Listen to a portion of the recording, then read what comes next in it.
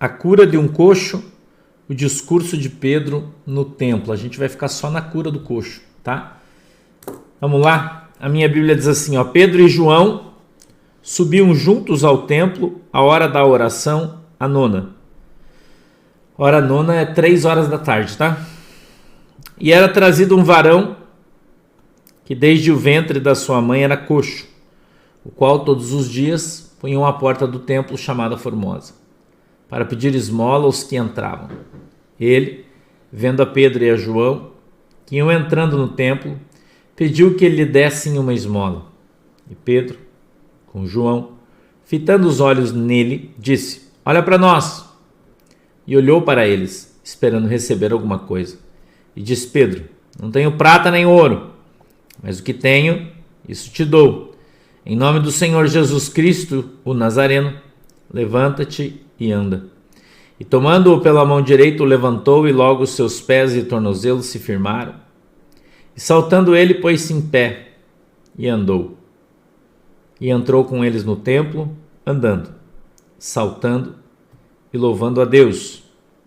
E todo o povo ouviu andar e louvar a Deus. E conheciam-no, pois era ele o que se assentava a pedir esmola à porta formosa do templo.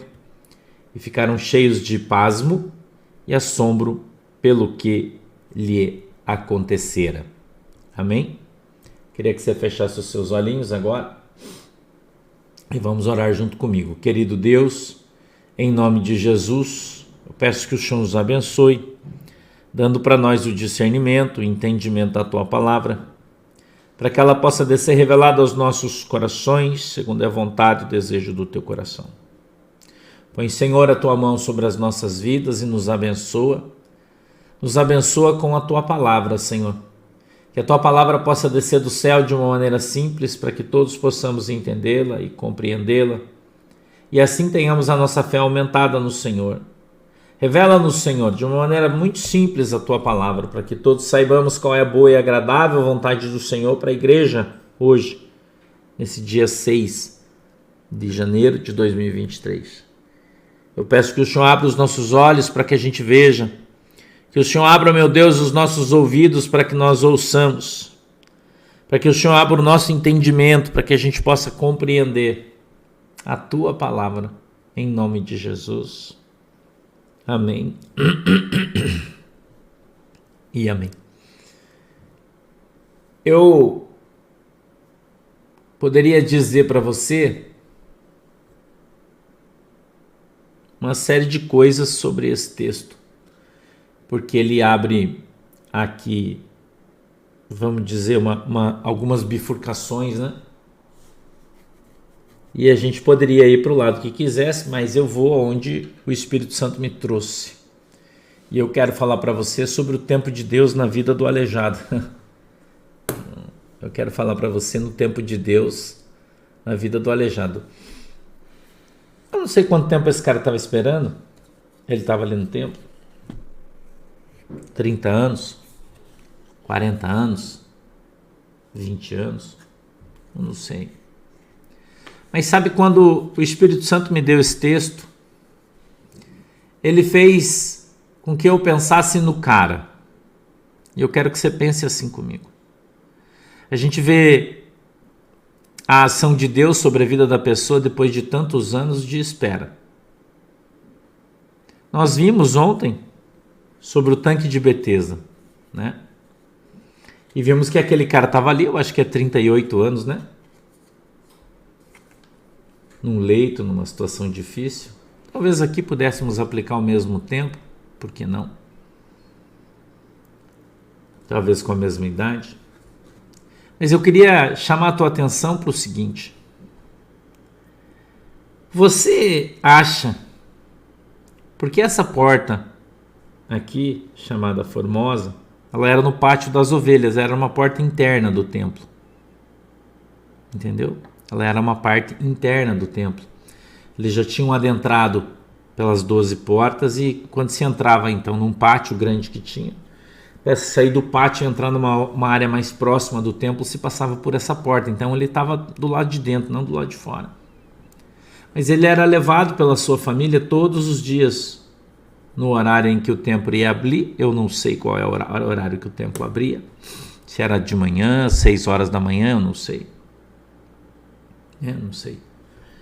E então a família dele o levava e ele era colocado, oi Sueli, e ele era colocado, oi Maria de Lima, na porta do templo, e ele ficava ali pedindo esmola. Essa era a vida dele. E já faziam muitos anos que ele vinha nessa mesma pegada. Já fazia muitos anos que ele estava no mesmo lugar, sendo carregado pelas mesmas pessoas, sendo conduzido pelo mesmo desejo do seu coração. E a intenção dele, ao ir ao templo, era ganhar o seu sustento, nunca foi de ser curado. Não. Ele era levado e colocado, e quando ele olhava para as pessoas, ele dizia, você tem uma esmola para mim? Ele não falava, você pode orar para mim ser curado? Eu poderia dizer para você que tem muita gente na porta do templo, ou até dentro dele. Talvez você possa achar que eu estou falando do mesmo assunto de ontem, mas talvez eu esteja. Que vão à igreja apenas para buscar uma esmola, né? Em função de tudo aquilo que a Bíblia diz que Deus tem para dar para você e para mim. A Bíblia diz que o que o Senhor tem para nós é algo muito grande. E o Senhor tem para nós são coisas portentosas, grandiosas. Que Deus tem o melhor da terra para mim e para você. Mas o que é o melhor da terra, irmão? Se não a presença de Deus. O que é o melhor da terra se não estar próximo a Cristo? Conhecê-lo em espírito, em verdade, adorá-lo dessa maneira, termos acesso às coisas de Deus, né? Temos acesso ao céu. Quem sabe como o apóstolo Paulo subiu, foi no terceiro céu. Muita gente, ontem até uma irmã perguntou para mim, pastor, o que significa o terceiro céu? Significa que existe mais de um céu. E se eu for explicar isso, eu vou complicar mais a tua cabeça. Porque eu não tenho tempo de abrir tudo para você, porque demora. Mas existe o primeiro céu, o segundo céu, o terceiro céu, o quarto céu, o quinto céu, o sexto céu, o sétimo céu.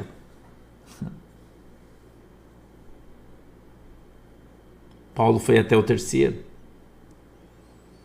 Viu coisas lá extraordinárias, grandiosas, maravilhosas, e quando ele voltou, ele disse, eu fui arrebatado, não sei se em corpo ou em espírito, eu não sei, mas eu fui lá. Talvez como Ezequiel. Ontem uma irmã conversou comigo, me mandou um áudio e disse, pastor, eu tive uma visão, uma ovelhinha nossa. Fiz aqui uma consagração e pelo Brasil, e quando eu terminei a consagração, Deus me deu uma visão, eu vi um anjo arrastando uma pessoa pelos cabelos que se debatia, brigava, e o anjo ia arrastando ela contra a sua vontade. E aí então eu orei a Deus e disse, Senhor, eu não conheço muito bem a Bíblia, eu não sei se tem na Bíblia que o Senhor puxa as pessoas pelos cabelos. E ela mandou mensagem para mim, eu disse, tem sim. Ela disse, eu sei, Deus já falou comigo, fui lá no livro de Ezequiel, né? No princípio do livro de Ezequiel, né? E lá está escrito que Ezequiel estava sentado na beirada do rio, eu acho que é Quedar, eu não me lembro bem, muito tempo que eu li, mas eu acho que é, onde os judeus estavam pavimentando o rio com tijolos, né? E a Bíblia diz que o anjo vem, pega o profeta pelos cabelos e o levanta, levando ele até os céus. Olha que experiência extraordinária, irmão. Né? Olha que experiência extraordinária. Você ser levado pelo anjo de Deus, o anjo desce, pega você pelos teus cabelos e leva você lá no céu. E eu pergunto para você qual é o valor de uma experiência dessas. Quem não gostaria? Você vê, a Bíblia diz, quando a gente fala de céu, né? Como tem muita gente equivocada com a palavra de Deus. A Bíblia diz que a nossa luta não é contra a carne nem contra o sangue, mas são contra as potestades e principados de demônios que habitam nos altos céus.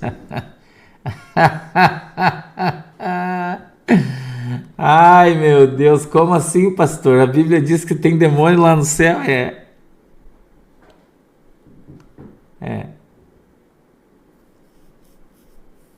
Porque os céus são dimensões, né?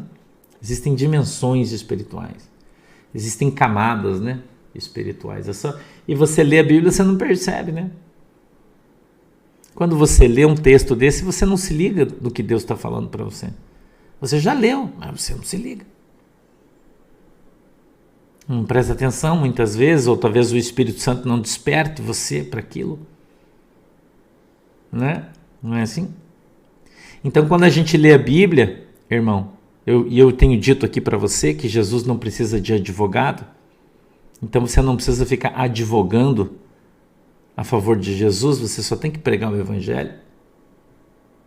É a única coisa que você precisa fazer. Pregar o Evangelho, pregar a palavra de Deus. Né? Pregar as verdades bíblicas. E sempre vai haver oposição. Isso aí faz parte do show. As pessoas que não concordam com a Bíblia, não entendem a Bíblia, não gostam da Bíblia, eles gostam da religião deles, da igreja deles, e quando você fala alguma coisa, diz, isso aí não é de Deus. Mas vejam, o apóstolo Paulo foi arrebatado em espírito, ele disse. Foi levado até o terceiro céu, e lá ele viu coisas incríveis. Eu poderia contar para você, eu já passei pela experiência de arrebatamento várias vezes. Várias vezes. Algumas vezes eu fui arrebatado em espírito e levado no céu. Várias experiências já sobre isso. Mas eu vou te contar uma em especial. Uma vez eu fui levado no céu, o anjo do Senhor pegou na minha mão e eu fui arrebatado e fui levado no céu. E quando eu cheguei no céu, entrei numa sala muito grande. E naquela sala muito grande tinham duas poltronas, uma de frente para a outra, e eu entrei, sentei numa, e de repente abriu uma porta grande e entrou alguém rapidamente, e era Jesus. E ele veio, sentou na poltrona de frente para mim, olhando nos meus olhos, como eu estou olhando aqui para a câmera para você, Jesus olhou para mim. Não me pergunto como é o rosto dele, porque eu não lembro. E ele disse assim, eu trouxe você aqui hoje para te contar uma coisa. Você vai cair para trás com o que eu vou te falar. Ele com o dedo dele tocou aqui no meu olho, ó, bem aqui, ó. E ele disse assim para mim, tocando no meu olho, ele disse, você com os teus olhos vai ver eu descendo na terra para buscar a minha igreja. A tua geração, disse Jesus para mim, é a última. A tua geração de pastores é a última. A tua geração vai conduzir o meu povo para o arrebatamento. Vá, ele disse, e dê esse testemunho em todos os lugares onde você for, porque o meu povo precisa saber que esse é o último tempo na terra. Tem muita gente que não acredita. Eu respeito. Eu respeito. Outra vez eu fui arrebatado, fui levado no céu, e eu vi o dia, e eu não sei que dia é esse, não sei que dia é esse, mas eu vi o dia em que as pessoas estavam todas preparadas para o arrebatamento, e eu vi uma movimentação no céu, o barulho de carruagens dos anjos se mexendo para que houvesse o arrebatamento. Eu tive uma visão e eu vi a terra. E eu me vi. Eu olhava e via que era eu. Meu estado físico. Naquele dia. Sabe por que Deus me deu essa visão? Então, eu tenho falado para as pessoas, mas as pessoas não acreditam, irmão. Ninguém mais acredita nisso. Ninguém mais acredita no arrebatamento da igreja, ninguém mais acredita na santidade, ninguém mais acredita e deseja a presença de Deus. As pessoas querem as coisas que Deus tem para dar. Eles vêm para a igreja para buscar riqueza, para buscar bênção, para consertar seu casamento, para ser curado de doença, para uma série de coisas, mas as pessoas não vêm mais para a igreja buscando a presença de Cristo, o amor de Cristo, as coisas extraordinárias que Jesus tem para nos dar. Que coisa maravilhosa! Você já pensou? Deus te dá um poder, uma autoridade para você olhar para uma pessoa aleijada, você olhar e dizer em nome de Jesus Cristo de Nazaré, levanta-te, põe em pé e anda, e o cara pular e sair andando. Você já pensou nisso? Deus dá isso para você? Um dom de maravilha? Quanto vale isso, irmão? Quanto você poderia pagar para receber isso se você pudesse? Quanto? Quando Deus fala das grandezas de Deus, Deus não está falando de muito ouro, muita prata, Ele não está falando disso. Que você vai andar de Ferrari, que você vai andar de Bugatti. Não, Deus não está falando desse negócio aí. As grandezas de Deus, as grandiosidades de Deus, elas não são para você, elas são para você dar para os outros. E muita gente não entendeu isso ainda. Que quando Jesus ele quer te dar as coisas para que você tendo, você possa dar para os outros. O apóstolo Pedro olha para o aleijado e diz, olha, eu não tenho nem prata, nem ouro, mas o que eu tenho. Olha o que a Bíblia está dizendo. Isso eu te dou. Então eu pergunto para você, se você observasse, olhasse para dentro do seu próprio coração hoje, o que você veria aqui dentro? O que tem dentro do teu coração que você possa dar para alguém? Você já pensou nisso? Você já pensou nisso? O que você tem dentro do teu coração que você pode dar para alguém? Eu não estou falando do teu dinheiro, não, irmão. Tem gente que acha que tem muito dinheiro, que tem muita coisa, irmão. A Bíblia diz que é um pobre, miserável, desgraçado e nu. Porque o teu dinheiro não vai comprar a tua salvação, o teu dinheiro não vai te comprar nada, não compra nem amigos. Porque quando você comprar alguns amigos, assim que acabar o dinheiro para pagar eles, eles vão embora. E quanto mais você dá, mais você recebe. Por que a Bíblia está falando isso? Porque quanto mais você distribuir os dons que você tem com as pessoas... Eu contei aqui um testemunho, vou contar de novo para você dos meus passarinhos. Sabe que eu tenho centenas de passarinhos na minha casa, soltos. Eu ponho comida para eles, eles vêm comer aqui todo dia. Quando eu comecei a comprar milho moído, ou quirera, chame como você quiser, e fiz uma casinha, eu mesmo fiz, que ficou mais ou menos, mas fui eu que fiz. E colocar comida para os passarinhos na minha casa, eu ficava olhando eles comer e eles vinham... Aí centenas. E eu comecei a gastar um saco de 30 quilos por mês. De repente foi um saco de 30 quilos a cada 15 dias. Depois a cada 10 dias. E hoje eu gasto 90 quilos de milho moído. 90 quilos todo mês para dar de comer para os passarinhos na minha casa. Como começaram a vir também passarinhos que não comiam só milho, então eu comecei a comprar alpiste, milho alvo. Agora eu compro uma mistura que venha um arroz quebradinho, umas coisinhas para passarinho. Compro ração para sabiá. Com frutas. E eu pedi para o meu funcionário, ele fez aqui uma casa bem grande, bem legal. Nós colocamos aqui atrás. E então vem passarinhos grandes, jacu, jacutinga, um monte de passarinho. Sanhaço, saíra de 7 cores, sabiá, pássaro preto, rolinhas, canários da terra. Pardais, tudo. E eu coloco ali aquela comida.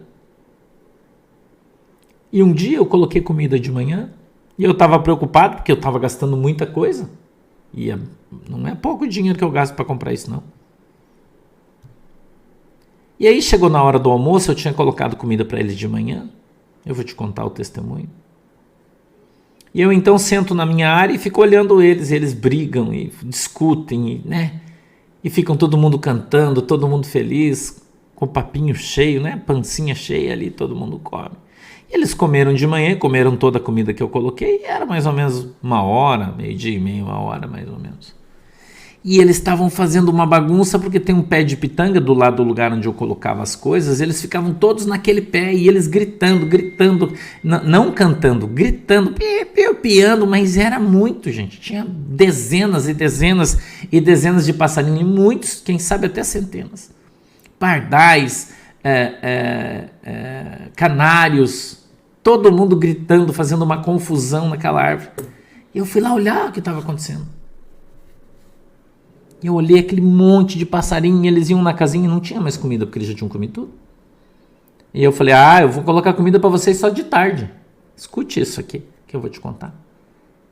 E aí o Espírito Santo de Deus falou comigo. Ele disse, sabe por que eles estão fazendo todo esse barulho? Eu disse, por que, Jesus? Ele falou, porque eles estão com fome. Porque eles estão com fome. E eu fiquei ouvindo o Senhor falar comigo. E o Espírito Santo disse para mim, eu vou te fazer uma pergunta. Eu falei, faça, Jesus. Ele disse, você não tem um saco com 30 quilos de comida ali atrás que você comprou? Eu disse, tenho. Ele falou, e por que você não põe mais comida para eles comer se eles estão com fome? Eu fiquei quieto, com cara de árvore. Eu não sei se quando Deus te exorta, você fica com cara de árvore. Eu fico, normalmente, cara de, né? Para não dizer outra coisa. E ele disse para mim assim, escute, estou te ensinando uma lição. Eu te dou muito, mas você tem que dar muito. Toda vez que você vê alguém com fome, dê a ele de comer. Nunca deixe de pregar o meu evangelho. Escute só o que Deus falou para mim. Em toda oportunidade que você tiver, onde tiver alguém que tenha o desejo de ouvir, fale, pregue o meu evangelho. Porque você tem muito e você deve dar muito. Assim como os meus passarinhos, quem cuida deles sou eu, não é você. Eu dou dinheiro para você comprar. Eu dou os bens para que você disponibilize para aqueles que precisam, para aqueles que buscam. E eles são os meus passarinhos e eles estão com fome. E eu quero que você dê de comida para ele. Mesmo que seja 3, 4, 5 vezes por dia, toda vez que eles estiverem com fome, vai dar de comer para eles.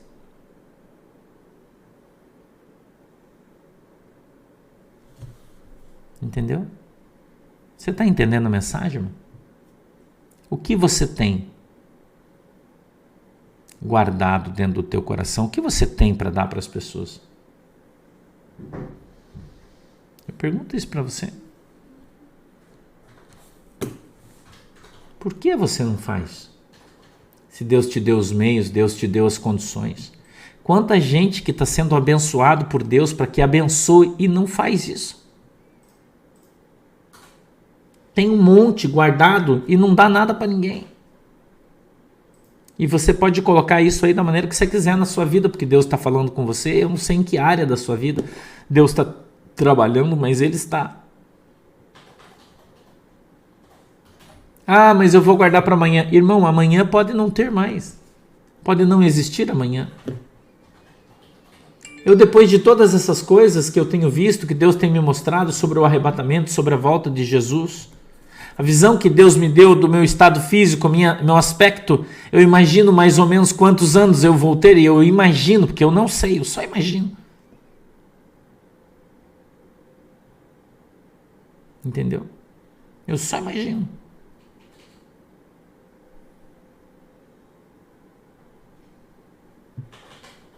Só imagino.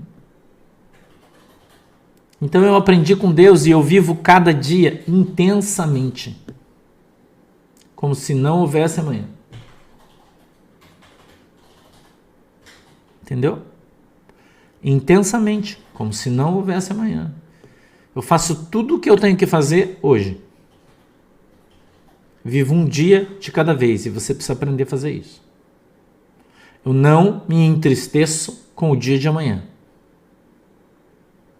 Não me entristeço. O diabo me bate muito, tem me batido muito sobre o dia de amanhã, mas eu não me entristeço mais sobre o dia de amanhã, porque amanhã é outro dia.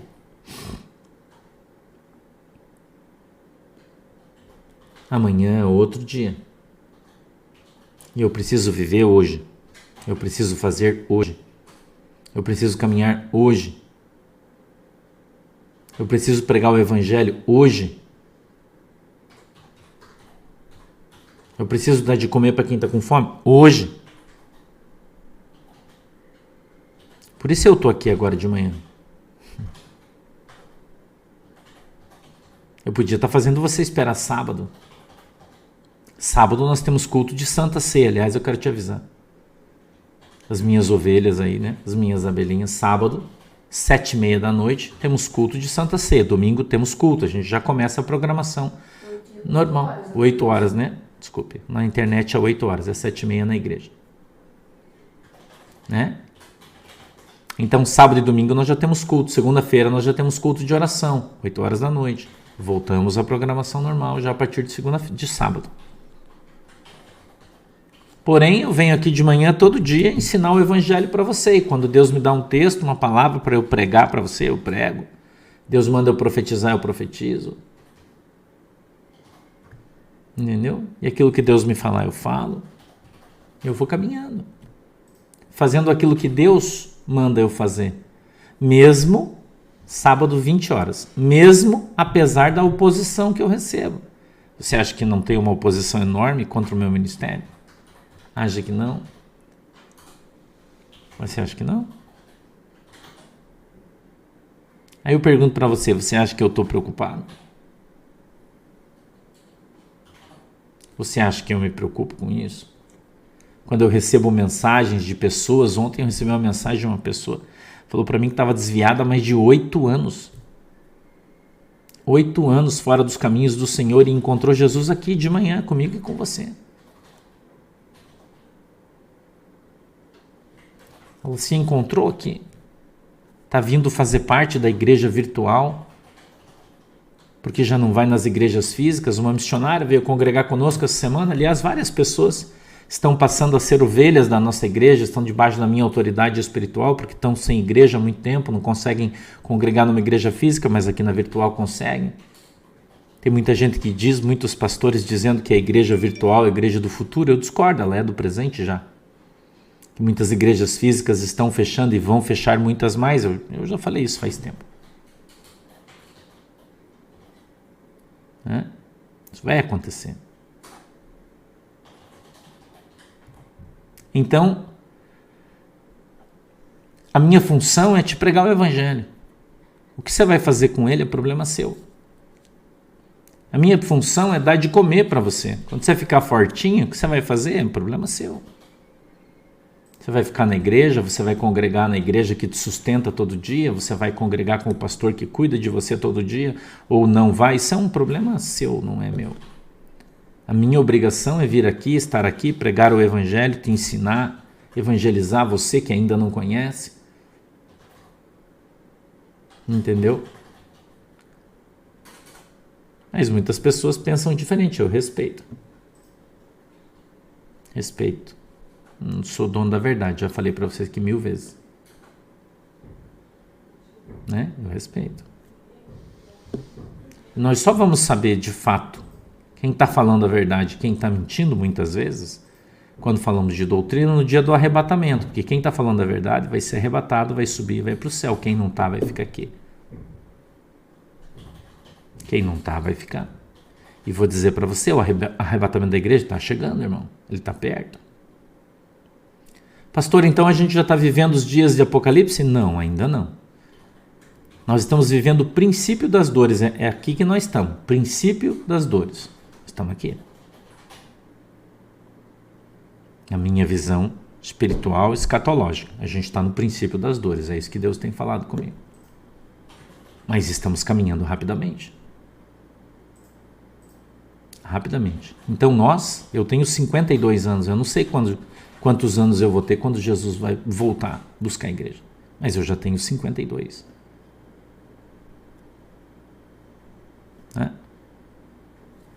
Não sei, 20 anos? 30? Acho que não. Acho que 30 é muito. Eu estou falando que acho. É astrologia isso. Não estou falando que é. Então eu olho para esse moço que tem uma vida inteira esperando até o dia em que ele foi alcançado. Um dia esse moço foi alcançado. Agora eu quero perguntar para você, escute. Quantas vezes Jesus passou pela mesma porta, porque Jesus ia todo dia no templo, quando ele estava em Jerusalém, todos passavam por essa porta. Quantas vezes, durante esses 3 anos de ministério de Jesus, Jesus passou por essa porta, viu este cara na porta e não fez nada? Quantas vezes, irmão? 365 vezes, porque a Bíblia diz que eles evangelizavam de casa em casa e à tarde iam para o templo, todo dia. Quantas vezes, é óbvio que Jesus não estava todo dia em Jerusalém, é óbvio, né? Muito tempo aí. A gente não sabe também, mas vamos chutar aí hipoteticamente que Jesus passou 50 vezes. 50 vezes. Naquela porta e viu aquele aleijado. 50 vezes. Jesus passou, olhou ele e foi embora. Sabe por que isso aconteceu na vida daquele moço? Porque quem tinha sido chamado para fazer aquele milagre não foi Jesus, foi Pedro. E eu queria que você entendesse isso. Existe uma pessoa preparada para realizar a vontade de Deus, não vai ser qualquer um. Existe uma pessoa preparada para realizar os desígnios de Deus na terra, não vai ser qualquer um. Eu queria que você entendesse isso. Que o Senhor Jesus, ele escolhe pessoas, a Bíblia diz que muitos são chamados, mas poucos os escolhidos. Para quê? Para missões específicas, especiais, como essa de Pedro. Com esta ação, Pedro levantando esse aleijado que estava na porta do templo, que a cidade inteira conhecia, um grande milagre. Todos iam no templo, todos viam o cara, todos conheciam o cara, todos enxergavam ele, todos davam esmola e de repente todos viram ele dentro do templo, pulando, dançando, mas ele era aleijado e quando as pessoas olham para ele e dizem, meu Deus, era o aleijado e agora ele está aqui andando, falando, cantando, eles disseram, ele teve um encontro com o Deus de Pedro. Deus capacitou Pedro para que Pedro glorificasse ou para que Deus tivesse o seu nome glorificado na vida de Pedro. Existe um Pedro para todas as coisas aqui na terra. Eu queria que você entendesse. Deus deu a missão a Pedro, como Deus deu uma missão para mim. É simples, né? Você olha para mim e fala, meu Deus, pastor, mas você faz sexta-feira, dia 6, você pregando uma mensagem aqui, 30 mil pessoas ao vivo. Ninguém faz isso. Nenhum pastor tem isso no Brasil, lugar nenhum. Todo dia, não tem. É só você. Por quê? Porque Deus, sou Pedro, que Deus chamou para fazer isso. Deus preparou a minha vida, Deus me chamou, me colocou aqui para falar com você. É uma missão específica. Isso não é sorte, irmão. Queria que você entendesse isso. Não é porque eu sou bom pregador. Não, nada disso. Isso não é mérito meu, não. Isso é Deus que preparou toda essa situação para que estivéssemos aqui hoje.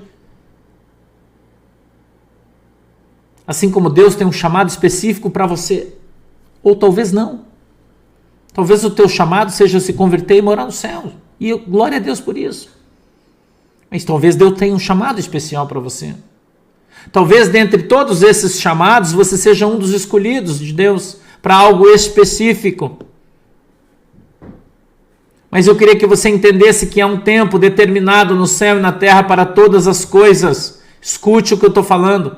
Há um tempo determinado no céu e na terra para todas as coisas e Deus preparou alguém para realizar essa missão. Missão dada por Deus é missão cumprida, porque quem se coloca para cumprir a missão é o próprio Deus, através dos seus anjos, do Espírito Santo. A Bíblia diz, e ela diz que todas as coisas cooperam para o bem daqueles que amam e temem a Deus. É disso que Deus está falando. O teu ministério vai acontecer no momento em que Jesus preparou para você. A tua ação, a tua família vai se converter no momento em que Jesus preparou para você. A tua cura vai chegar no momento em que Jesus preparou para você. A libertação da nossa nação vai acontecer no momento em que Deus preparou para ela. Mas em tudo há um plano, em tudo há um tempo, em tudo há um Pedro. Entenda isso. E para de murmurar. E não fica reclamando. Não reclama, irmão. Não murmura. Só adore. Aquilo que é dado em tuas mãos, faça conforme as tuas possibilidades. Julgue a profecia, não julgue o profeta. Aquilo que é dado em tuas mãos, faça conforme as suas possibilidades. Aprenda a confiar em Deus. Aprenda a colocar a tua vida na presença de Cristo através das tuas orações, das tuas súplicas, dos teus jejuns, da santificação do teu corpo, da tua boca, dos teus olhos, para que o Senhor possa se manifestar através da tua vida, para que Deus possa te dar visões, revelações, palavras proféticas, palavras de conhecimento, palavras de sabedoria, palavras reveladas, para que você possa ser arrebatado em espírito e Deus te leve a lugares